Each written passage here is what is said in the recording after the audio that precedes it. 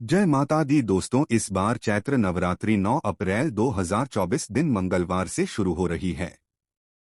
दोस्तों, इस बार चैत्र नवरात्रि में पहला दिन मंगलवार पड़ रहा है, इसलिए इस बार माता दुर्गा जी चैत्र नवरात्रि में घोड़े पर सवार होकर आ रही है। माता रानी जब भी घोड़े पर सवार होकर आती है तो इसे शुभ नहीं माना जाता है। ज्योतिष शास्त्र के अनुसार देवी जब घोड़े पर सवार होकर आती है तो समाज और राजनीति में बड़ी उथल पुथल होती है। मान्यता के अनुसार अगर चैत्र नवरात्रि पर यदि माता दुर्गा घोड़े पर नहीं बल्कि हाथी पर सवार होकर आती है तो मान्यता है कि माता दुर्गा का हाथी पर सवार होकर आना बहुत ही शुभ और कल्याणकारी माना जाता है। जीवन सुखमय हो जाता है, भक्ति का भरपूर लाभ भक्त जनों को मिलता है। दोस्तों, इस बार नवरात्रि पूरे 9 दिनों तक चलेगी, यानी 9 दिनों तक नवरात्रि का पर्व मनाया आएगा। ना एक भी दिन कम, एक भी दिन ज्यादा, पूरे 9 दिनों तक चलेगी।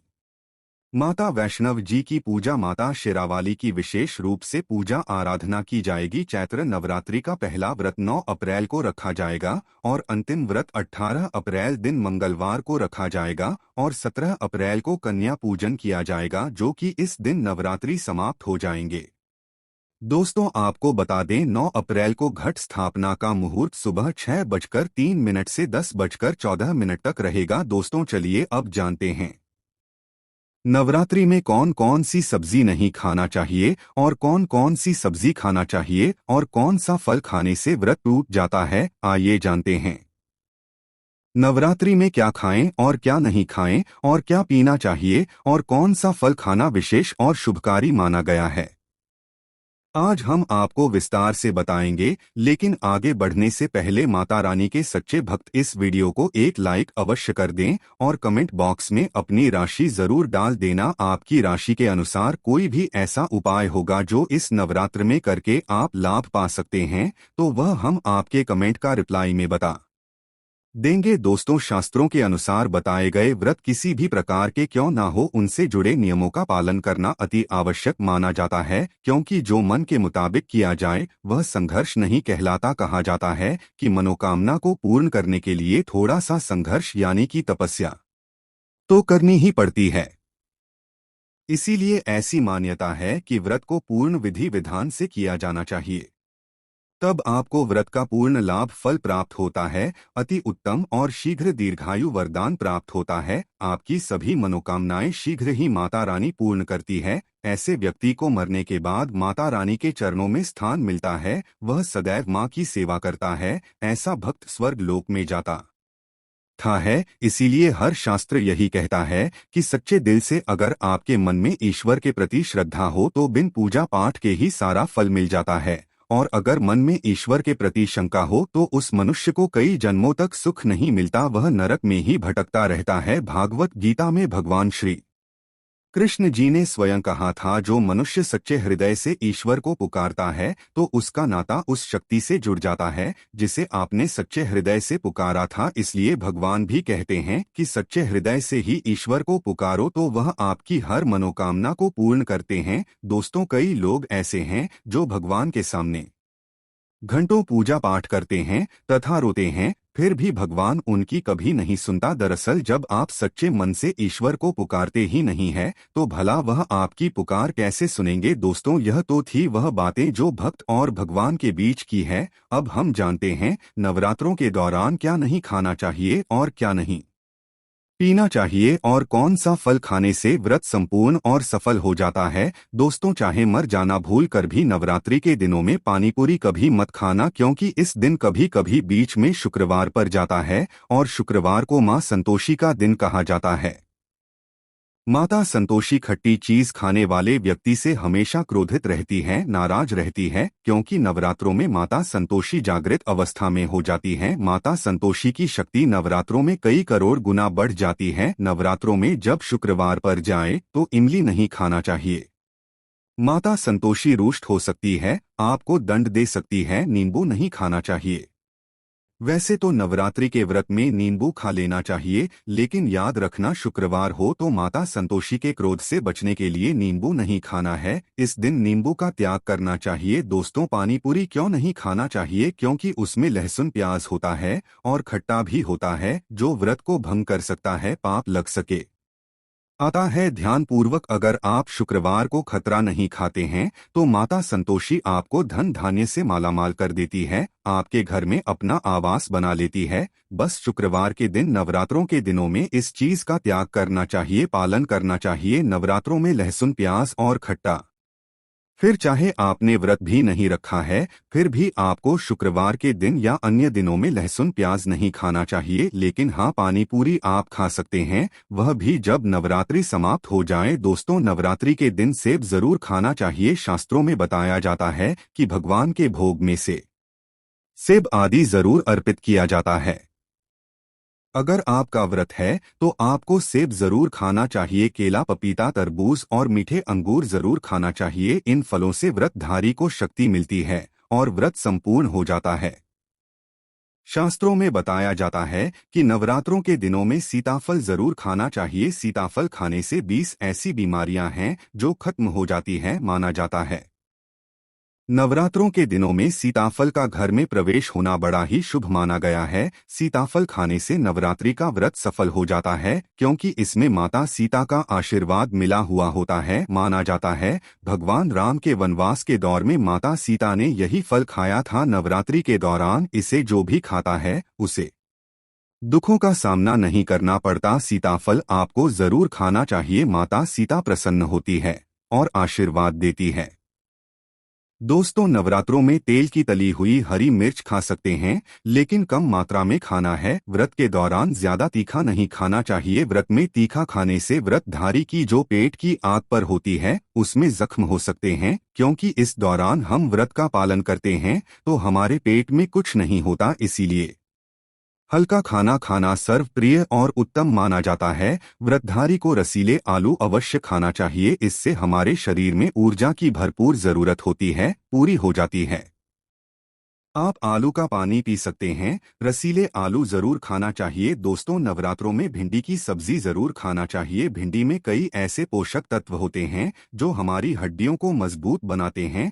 तथा नवरात्रों में बैंगन की सब्जी जरूर खाना चाहिए। लेकिन याद रहे, जब नवरात्रों में सोमवार पर जाए तो बैंगन की सब्जी मत खाना, पाप लगेगा। नवरात्रों में सब्जी में हरा धनिया जरूर डालना चाहिए। हरे धनिये से भी व्रतधारी को पोषक तत्व मिलते हैं। नवरात्रों में हरा धनिया अवश्य खाएं, इससे जो शुगर लेवल होगा वह कम हो जाएगा। नवरात्रों में रिफाइंड का तेल और सरसों का तेल भूलकर भी व्रत के दौरान नहीं खाना चाहिए। मुंह वाली का तेल और देसी घी और गोले का तेल खाना अच्छा माना जाता है। दोस्तों, नवरात्रों में व्रतधारी को डिब्बाबंद लस्सी, डिब्बाबंद जूस नहीं पीना चाहिए। उसमें कई केमिकल मिले होते हैं जिसके कारण आपका व्रत टूट सकता है। जब भी आप फलों का जूस पिए तो याद रखें उसमें नमक डालें, नहीं तो व्रत टूट जाएगा। साथ ही साथ जूस में बर्फ भी नहीं डालना चाहिए। फलों का सादा जूस पीने से व्रत सफल होता है।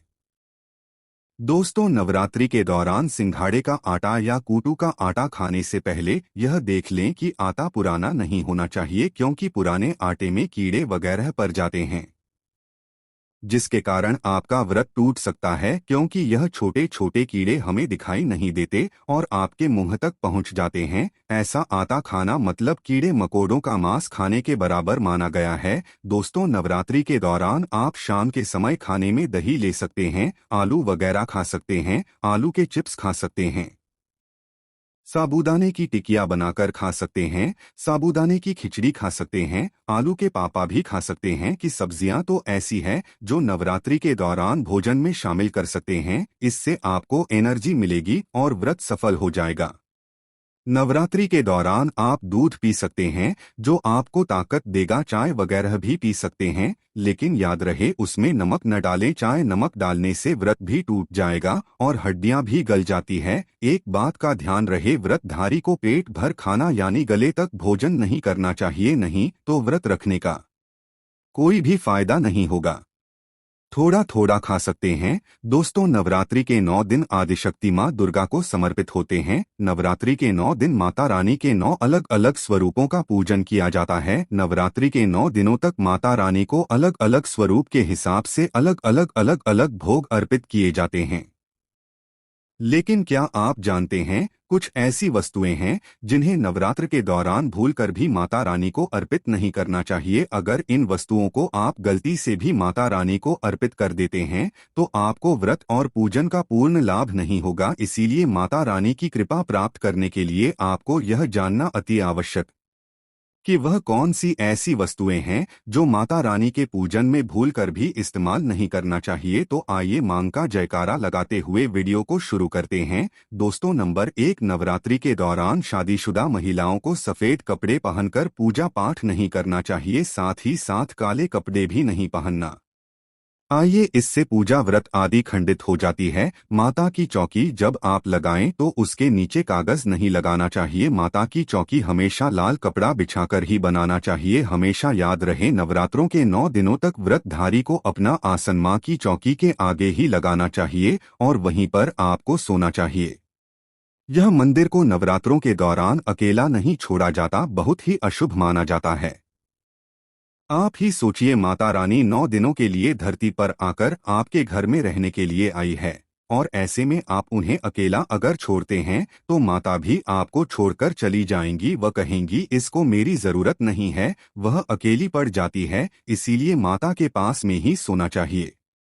दोस्तों, नंबर 2, नारियल। हिंदू धर्म में नारियल को समृद्धि, धन, श्रद्धा और सम्मान का सूचक माना जाता है। नारियल को श्रीफल भी कहा जाता है। नारियल को सुख समृद्धि में वृद्धि करने वाला माना जाता है। नारियल का हर मांगलिक कार्य में विशेष महत्व होता है। जैसे कि आप सभी जानते हैं कि माता रानी के कई मंदिरों में नारियल से बलि भी दी जाती है और माता रानी के पूजन में नारियल का इस्तेमाल हम सभी करते हैं। खासकर कलश की स्थापना नारियल रखकर ही की जाती है। माता रानी की पूजन में हम नारियल इस्तेमाल करते समय कुछ गलतियां कर बैठते हैं। दोस्तों, नारियल कई प्रकार के होते हैं। एक हरा, दूसरा सूखा जिसके अंदर पानी होता है। जिस नारियल के अंदर पानी होता है, माता रानी के पूजन में सदैव पानी वाला और जटा वाला नारियल ही इस्तेमाल करें। नारियल का पूर्ण होना चाहिए। नारियल चटका हुआ या टूटा हुआ नहीं होना चाहिए, क्योंकि साबुत नारियल ही पूर्ण और पवित्रता का प्रतीक होता है। साबुत नारियल ही सुख समृद्धि का प्रतीक होता है। साबुत नारियल को ही शरीफ यानी कि माता लक्ष्मी जी का फल कहा जाता है। नवरात्र में माता रानी के कलश की स्थापना करते समय जटा वाला यानी पानी वाला नारियल ही कलश पर स्थापित करना चाहिए। साथ ही यह ध्यान रखना चाहिए, नारियल को सदैव कलश के ऊपर लेटा कर रखना चाहिए। घट स्थापना करते समय कभी भी नारियल को खड़ा करके नहीं रखा जाता। नारियल को सदैव लिटाकर कलश के ऊपर रखा जाता है। साथ ही नारियल को स्थापित करने से पहले आप नारियल को लाल कपड़े में लपेटकर उस पर और फिर लाल चुनरी ओढ़ाकर आप नारियल को कलश के ऊपर स्थापित करें। शास्त्रों के अनुसार कलश के ऊपर जब सही तरीके से नारियल रखा जाता है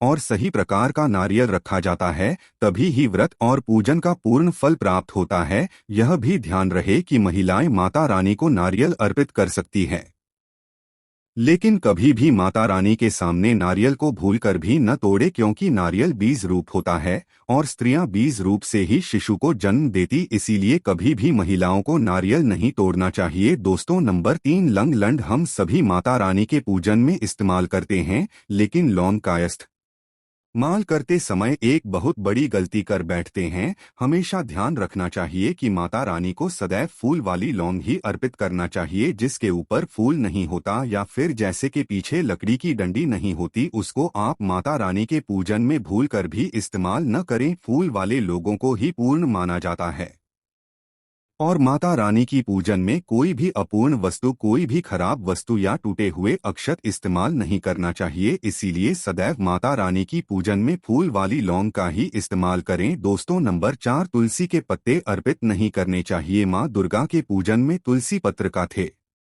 माल करना वर्जित माना जाता है। तुलसी पत्र के अलावा आम वाला भी माता रानी को अर्पित नहीं करना चाहिए और दुबा भी माता रानी को अर्पित नहीं करना चाहिए। दुबा भगवान श्री गणेश जी को अति प्रिय है। नवरात्रि में आप भगवान गणेश को दूर्वा अर्पित कर सकते हैं। भगवान विष्णु जी को तुलसी के पत्ते अवश्य अर्पित कर सकते हैं, लेकिन माता रानी को भूलकर भी तुलसी के पत्ते या दोबारा पिट ना करें। माता रानी को सफेद फूल भी अर्पित न करें। माता रानी को सदैव लाल रंग के फूल अर्पित करने चाहिए। लाल रंग के फूल माता रानी को अति प्रिय है, खासकर माता को गुड़हल और कमल के फूल अति प्रिय है। शास्त्रों में बताया जाता है कि घर में माता रानी की 2 या 3 मूर्तियां या फोटो नहीं होने चाहिए। इस बात का भी आप विशेष ध्यान रखें कि माता रानी के पूजन में कोई भी खंडित चीज इस्तेमाल ना करें, जैसे कि चटका हुआ या टूटा हुआ दीपक या फिर चटका हुआ कोई बर्तन। साथ ही यह भी ध्यान रहे कि लोहे की और प्लास्टिक के बर्तन